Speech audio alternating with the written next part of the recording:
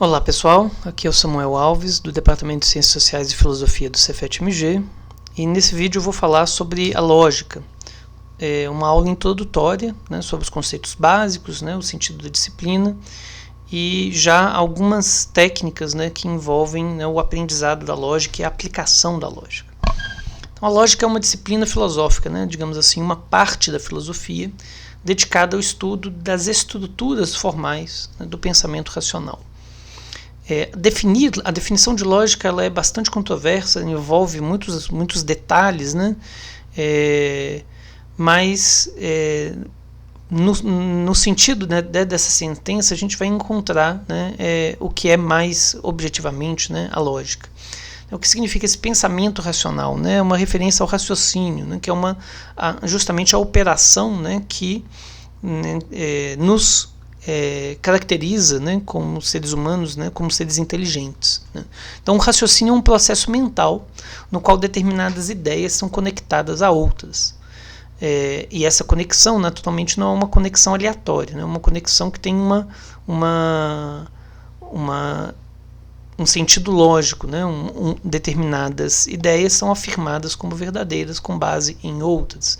Mais adiante, né, então a gente vai ver, né, que essa conexão é justamente o que caracteriza, né, um argumento, né? Então, a lógica ela é a disciplina que vai demonstrar no interior de um argumento, né, quais são suas partes, né, quais são as suas conexões e analisar se o argumento é válido ou inválido.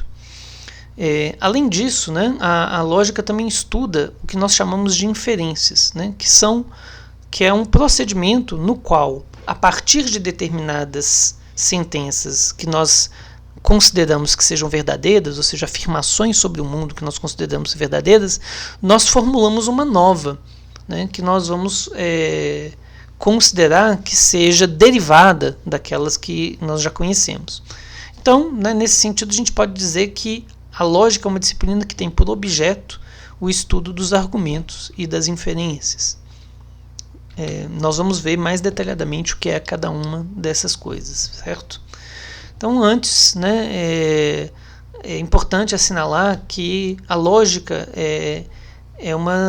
o estudo da lógica é absolutamente decisivo, fundamental, né, ainda mais na sociedade em que nós vivemos. Por quê? Porque a lógica ela é um conhecimento que aumenta a probabilidade de nós raciocinarmos corretamente, ou seja, de formularmos argumentos válidos e, ao mesmo tempo, distinguir os argumentos que são corretos dos incorretos e, portanto, né,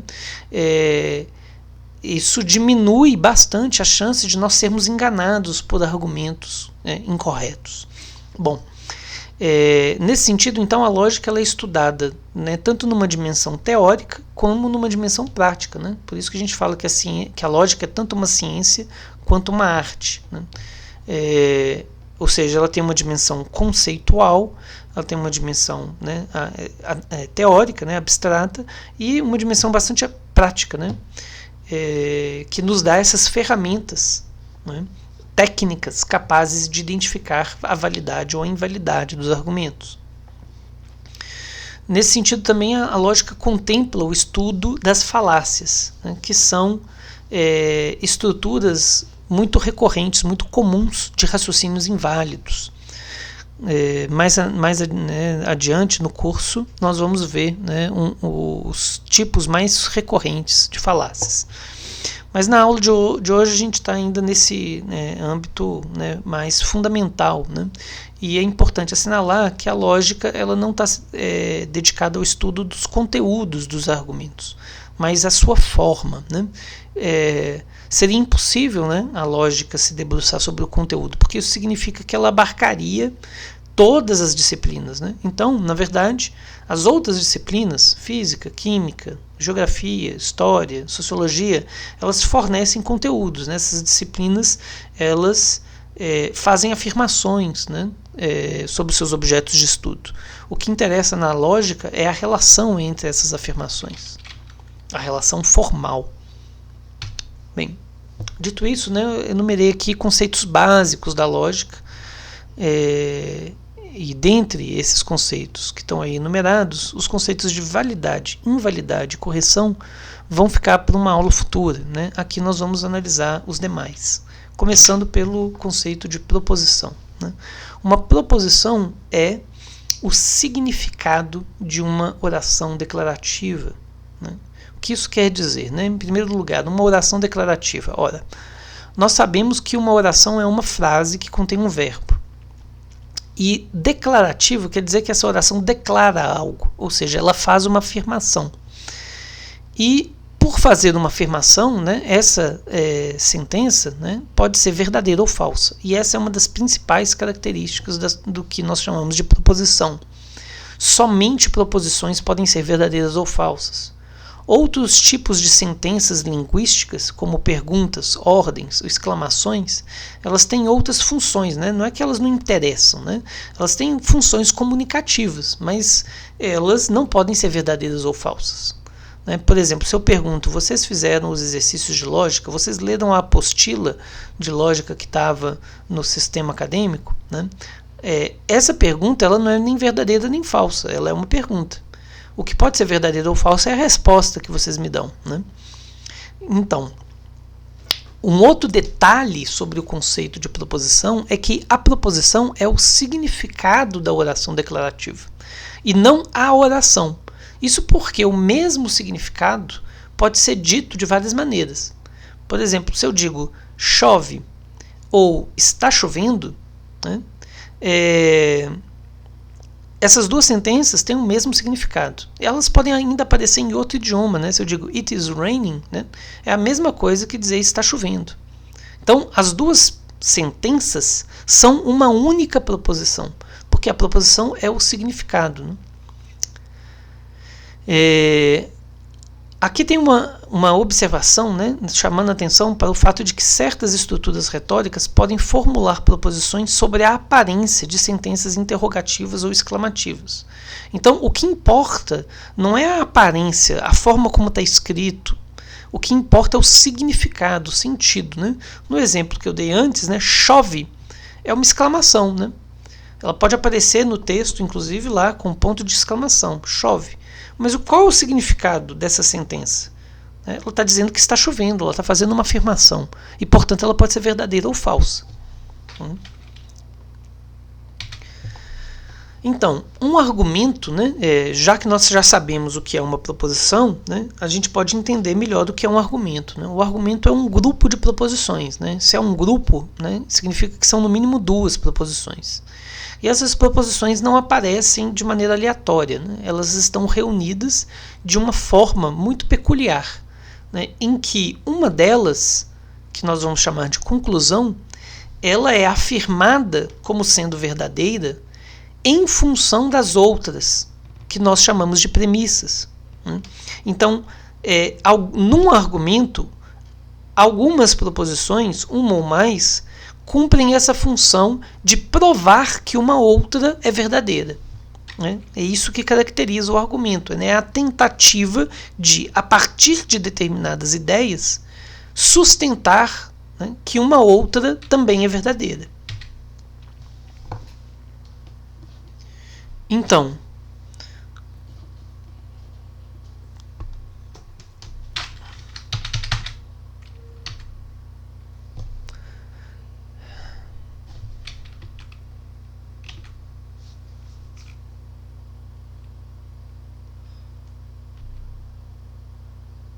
problema técnico. Então, as premissas são essas proposições afirmadas como tendo sua verdade pressuposta, né? Essa é a característica muito importante, né, das premissas.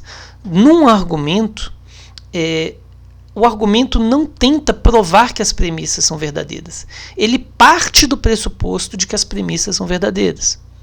E no interior do argumento, a função das premissas é provar a verdade dessa outra proposição, que é a conclusão. Ou seja, a função das premissas é a de ser um motivo ou fundamento para que você aceite a verdade da outra proposição. E esta é justamente a conclusão, né, que é uma proposição afirmada com base nas outras, que são aceitas como verdadeiras.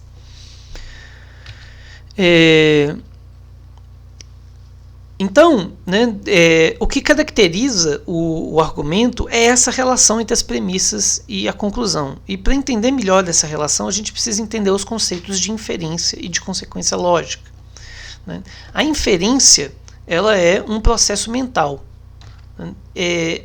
um processo no qual, a partir de determinadas ideias, né, que são proposições, né, nós, entendendo que elas são verdadeiras, nós chegamos a uma nova proposição, né? Nós formulamos uma nova proposição que será aceita como verdadeira se as anteriores forem verdadeiras.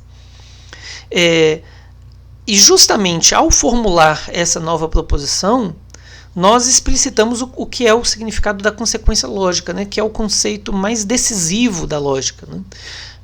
Porque é a consequência lógica que caracteriza a relação entre premissas e a conclusão num argumento válido. O que isso quer dizer?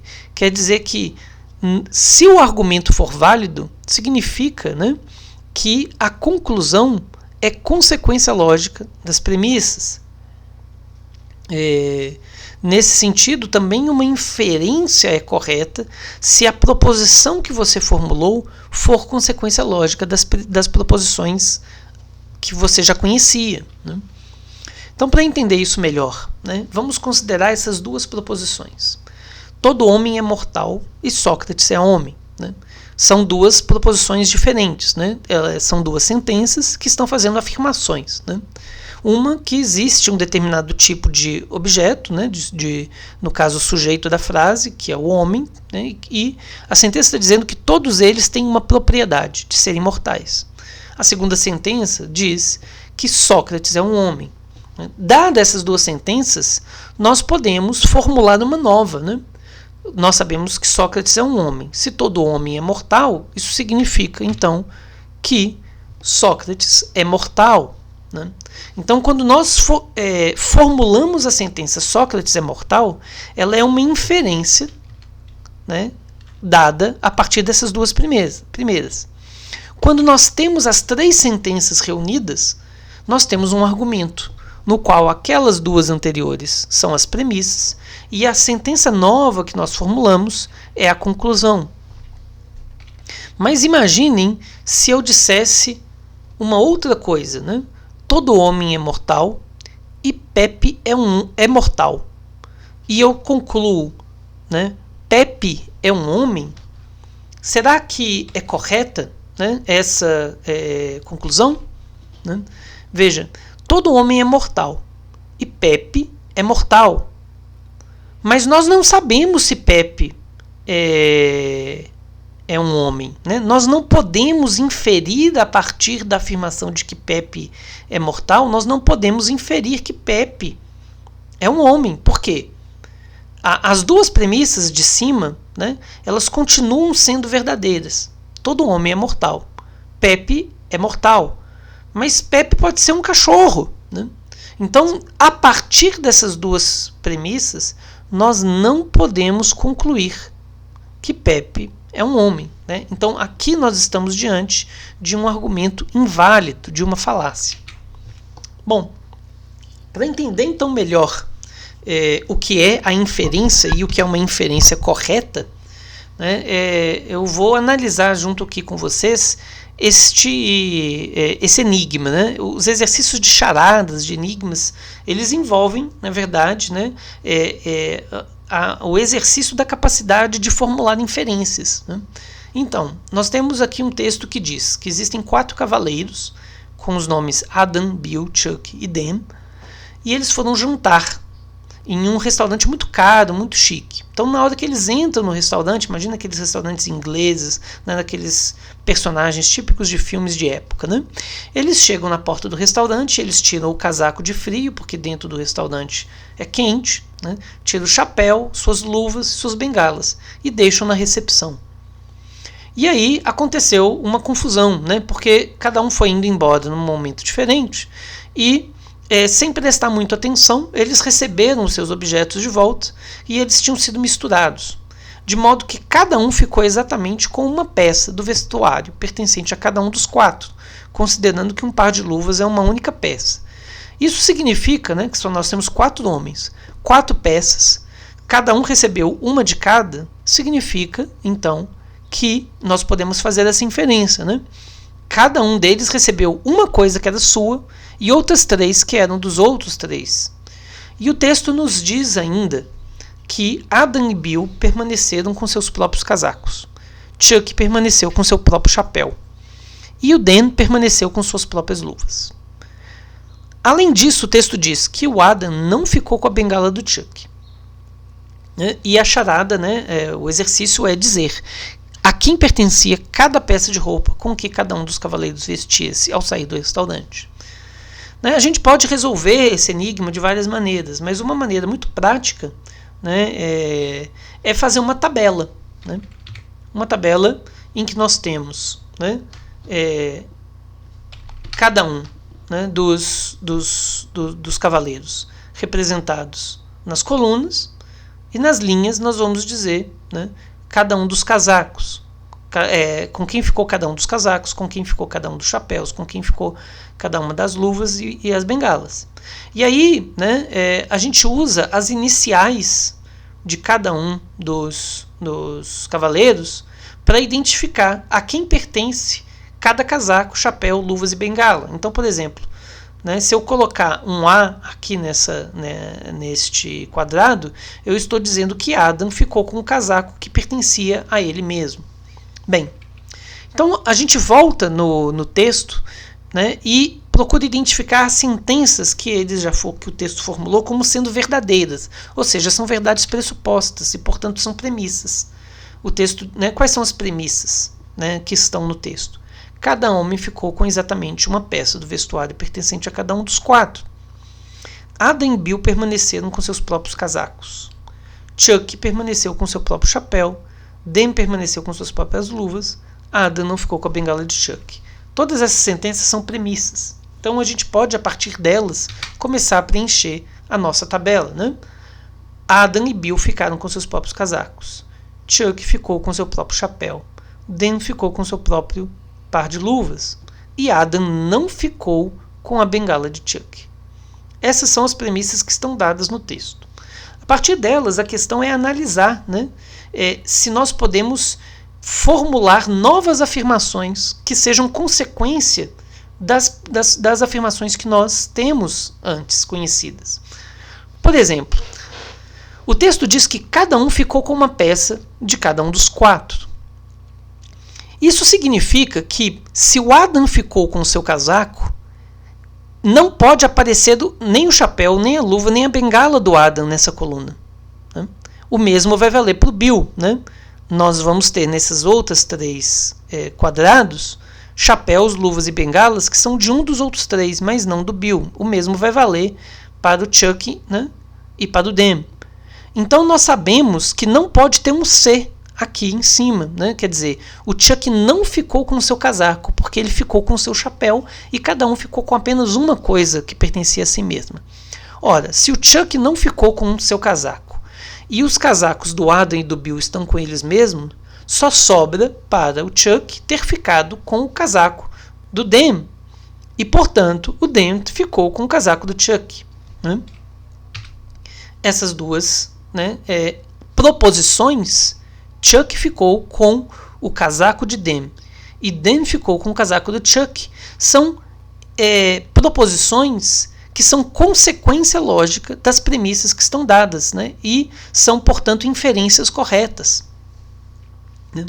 Uma vez que nós já conhecemos mais essas duas sentenças, a gente pode analisar melhor o quadro e tentar identificar outras sentenças que possam ser formuladas. Né? Então vamos pensar aqui, né, onde que nós temos, né, uma situação em que as informações que estão dadas nos permita chegar a uma nova. Né? Nós sabemos, né, que Bill, né, ficou com o seu próprio casaco. Né? Então ele deve ter ficado com um chapéu de A, B ou C. Mas, né, aqui nesta coluna, nós sabemos que Adam não ficou com a bengala de Chuck. Ora, ele tem que ter ficado com alguma coisa que pertencia ao Chuck. Nós sabemos que ele ficou com uma coisa de cada um dos 4.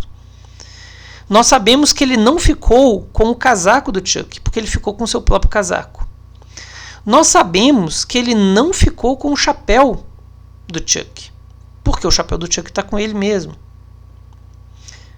E nós sabemos que ele não ficou com a bengala do Chuck. Logo, ele ficou com as luvas do Chuck. Né? Esta é uma nova proposição que nós podemos inferir a partir das informações que nós já tínhamos. Né? Adam ficou com as luvas de Chuck. Agora, né, nós podemos tentar completar ainda mais esta tabela, né? Ou seja, fazer novas inferências. Vamos observar aqui a linha das luvas. Né? Nós já sabemos que as luvas de Chuck estão com Adam e que as luvas do Dan estão com ele mesmo.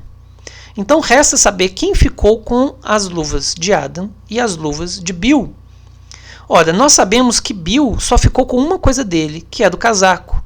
Logo, ele tem que ter ficado com as luvas do Adam, né? Porque as do Chuck e as do Dan já estão, né, com o Adam e com o Dan. E se o Bill ficou com as luvas do Adam, então Chuck ficou com as luvas de Bill. E aí nós vamos, né, caminhando, né, num sentido de limitar as opções, né, que estão dadas para os outros quadros. Né? Ora, aqui nós já temos as informações completas de com quem ficou cada par de luvas. Né? Agora nos resta saber, né, sobre os chapéus, né, e as bengalas, porque nós também já sabemos com quem ficou cada casaco. Então vamos tentar começar aqui pelos chapéus. Ora, nós sabemos que Bill ficou com seu próprio casaco e com suas luvas. Isso significa ficou com seu próprio casaco e com as luvas de Adam. Isso significa que ele ficou com o chapéu ou de Chuck ou de Dan. Né? Só que o chapéu do Chuck está com ele mesmo. Isso significa que necessariamente Bill ficou com o chapéu de Dan. E portanto, né, como ele tem que ter ficado com alguma coisa do Chuck, a gente vai saber que ele ficou com a bengala do Chuck. E ao mesmo tempo, né, nós podemos aqui deste lado, né, saber que o Chuck ele já ficou com as luvas do Bill, com seu próprio chapéu e com o casaco do Dan. Então falta ele ter ficado com alguma coisa do Adam, que só pode ser a bengala. Com isso nós completamos essas duas colunas. Né? E agora nos resta inferir, né, com quem ficou de quem era, né, cada um dos objetos que faltam identificar. Né? Ora, falta saber, né, se Adam ficou com qual chapéu. A gente sabe que não pode ser o dele, porque ele já ficou com seu próprio casaco. Não pode ser nem o de Chuck, nem o de Bill. Né? Resta, né, não pode ser nem o de Chuck, nem o de Dan. Resta, então, né, o chapéu de Bill. E nós sabemos, né, que ele não ficou com a bengala de Chuck. Né? Se nós temos aqui o casaco de Adam, o chapéu de Bill, as luvas de Chuck, significa que Adam ficou com a bengala de Dan.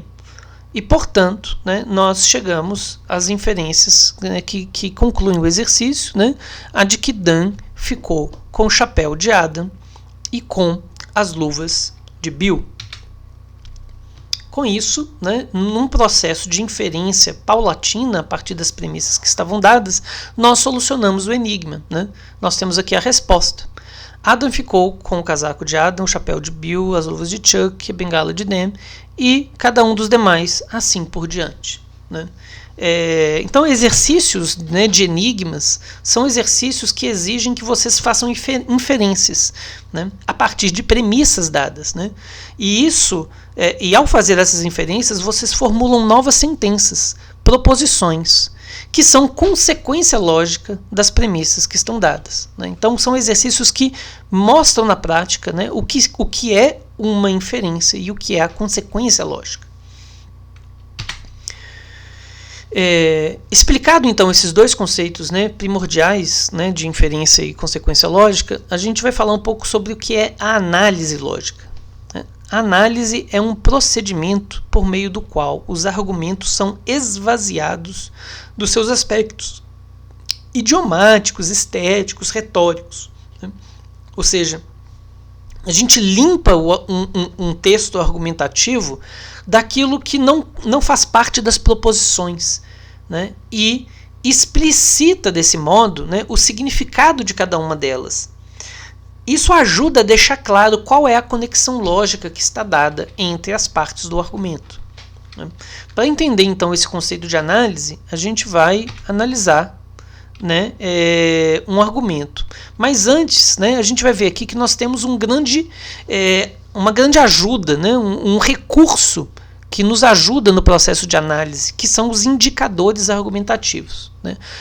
Indicadores argumentativos são partículas linguísticas que não fazem parte do conteúdo da proposição, certo? Essas partículas linguísticas, elas não fazem parte do significado da proposição, mas elas estabelecem a conexão entre umas e outras, ou deixam essa conexão mais clara, né? Então nós temos indicadores argumentativos de premissas, né? Indicadores de premissas como, por exemplo, porque, desde que, pois, como, dado que, tanto que, em virtude de. Isso é verdadeiro em virtude de. O que isso significa? Significa que sentenças que venham depois de partículas como essas são premissas, né? O mesmo vai acontecer para os indicadores de conclusão. Quando nós temos uma sentença como portanto, daí, logo, assim, significa que a sentença que vem em seguida, a proposição que vem em seguida é uma conclusão. Como você diz,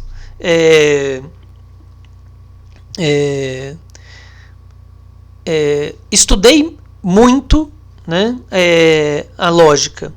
Logo, né, estou confiante que saberei identificar corretamente, né, os argumentos válidos ou inválidos. Ora, essa sentença, sei identificar argumentos válidos e inválidos, ela é a conclusão da premissa, né, de que, né, eu estudei bastante, né, a lógica. Então vamos ver, né, na prática, né, o uso desse recurso, né, tanto o recurso da análise desse processo, né, de tirar o que é retórico, né, o que é aparente no argumento, identificar suas proposições e identificar quais são premissas e qual é a conclusão.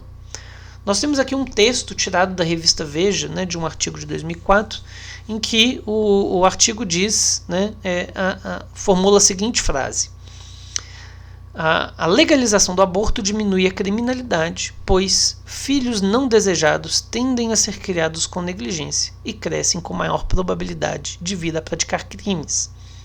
Ora, né, é uma única frase, mas naturalmente não é uma única proposição, né? É uma frase que contém várias proposições.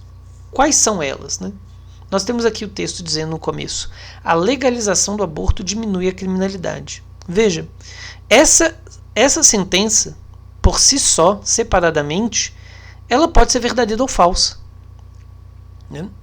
Então, aqui nós temos uma proposição independente das demais. E aqui nós temos um conectivo lógico, né? Uma partícula, né, que estabelece uma conexão entre isso e o que é dito depois. O que é dito depois? Que filhos não desejados tendem a ser criados com negligência. Tendem, não significa que todos são, né? E está dizendo também, né, aqui nós temos o e, né? O e, de modo geral, ele estabelece conexão entre duas proposições, né? Crescem com maior probabilidade de vir a praticar crimes. Quem cresce com maior probabilidade de vir a praticar crimes? Filhos não desejados. Então é um argumento bastante polêmico, né, e bastante estranho, né? Ele está dizendo que o aborto deveria ser legalizado, né, por um motivo exterior, né, à ideia ao que é propriamente o procedimento, né? Vamos entender melhor esse argumento, né? O que ele está querendo dizer, né? Nós temos aqui, então, separadas, identificadas, cada uma das proposições. A legalização do aborto diminui a criminalidade. Filhos não desejados tendem a ser criados com negligência. Filhos não desejados crescem com maior probabilidade de vir a praticar crimes. A questão é, qual proposição dessas é a conclusão do argumento e quais são as suas premissas? Nós sabemos que um argumento tem uma única conclusão, né? E, voltando no texto, né, nós temos aqui a partícula pois, né? É uma partícula que nós vimos antes, que é um indicador de quê? De premissa, né? Isso significa que tudo que vem depois de pois tem a função de premissa. Ou seja, né, isso tem a ver com o próprio significado dessa partícula, né? Pois, né, significa que o que você vai dizer em seguida justifica o que veio antes, né? Então, são, né, essas duas proposições. Filhos não desejados tendem a ser criados com negligência e filhos não desejados crescem com maior probabilidade de vir a praticar crimes, aparecem nesse texto como motivos para você acreditar que a primeira sentença é verdadeira. A legalização do aborto diminui a criminalidade. Então, o argumento, né, ele tem essa forma, né, as premissas, né, e a sua conclusão. É um argumento estranho, né, porque ele parece, né, querer apoiar uma outra ideia que ainda não está dita, né, de que para diminuir a criminalidade, uma das coisas possíveis de serem feitas seria a legalização do aborto, né. Naturalmente, né, isso é uma coisa bastante curiosa, é que esse é um argumento a favor da legalização do aborto que vocês não vão ver feministas, por exemplo, utilizando, porque o movimento feminista ele defende a legalização do aborto, né, em virtude dos direitos da mulher, do direito da mulher decidir se ela quer ter um filho ou não, né, do direito dela sobre o próprio corpo, etc. Né, são argumentos que estão em outros lugares. Então é bastante curioso que esse é um argumento conservador, né, um argumento que pretende legalizar algo em função de uma outra coisa que esse conservador quer, o quê? Diminuir a criminalidade. A própria conexão entre uma ideia e outra, né, ela já tem uma certa ideia conservadora, né, porque a ideia de que a probabilidade de praticar crimes está relacionada a uma negligência na sua criação e que isso seria tarefa dos pais, né, de impedir que acontecesse, né. Então, é interessante também que quando a gente faz a análise do argumento de maneira correta, a gente consegue identificar outras ideias que estão por trás dele, né? E essa é, digamos assim, uma das grandes, né, ferramentas, né, que a lógica pode nos oferecer. Então é isso, pessoal, né? Eu espero que o vídeo ajude vocês a entender melhor esses conceitos e fazer os exercícios que serão propostos para a próxima semana.